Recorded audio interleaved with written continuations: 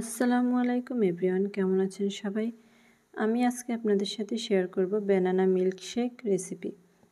তো চলুন দেখি এই আমি ব্যানানা মিল্কশেক কীভাবে আমি তৈরি করলাম। প্রথমে আমি 2 পিস কলা কিউব করে কেটে নিয়েছি। তারপর একটি ব্লেন্ডার জারে কলাগুলো নিয়ে নেব। এরপর আমি এর মধ্যে পরিমাণ মতো চিনি নিয়ে নেব। আমি এখানে 2 চা চামচ চিনি নিয়ে নিয়েছি।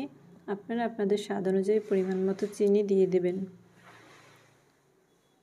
তারপর আমি এখানে একটি চকলেট বার নেব। এটা বাদাম মিক্সড চকলেট। এই চকলেটের মধ্যে বাদাম মেশানো আছে। এটাকে আমি কুচি করে দিয়ে দেব চকলেট বাদামের গুঁড়ো। এরপর আমি এর মধ্যে দিয়ে দেব লিকুইড গরুর দুধ। এই সবগুলো উপকরণ আমি এখন একসাথে ব্লেন্ড করে নেব খুব ভালো করে। ব্লেন্ড করা হয়ে গেলে তৈরি হয়ে যাবে আমার ব্যানানা মিল্কশেক। তো চলুন দেখি।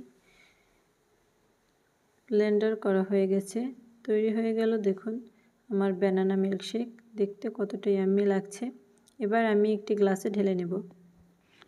এটি খুবই হেলদি একটি জুস।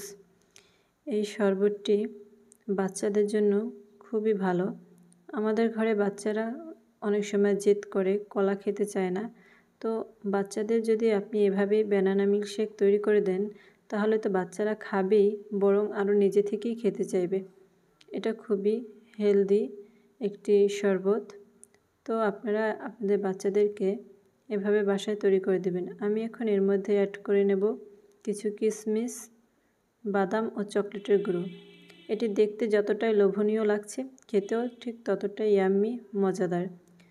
তো যদি আমার এই রেসিপিটি ভালো লাগে, অবশ্যই লাইক, কমেন্ট এবং সাবস্ক্রাইব করে পাশে থাকবেন। আর হ্যাঁ, প্রতিদিন বাচ্চাদের খাবারের তালিকায় কিশমিশ রাখতে পারলে কিশমিশ বাচ্চাদের জন্য খুবই ভালো এবং উপকারী। তাই বাচ্চাদেরকে এভাবে বাসায় তৈরি করে দিলে বাচ্চারা খুব মজা করে খাবে। দেখুন মিল্কশেকটি কতটা সুন্দর লাগছে। যতটা সুন্দর লাগছে ততটাই খেতেও ইয়াম্মি হয়েছে।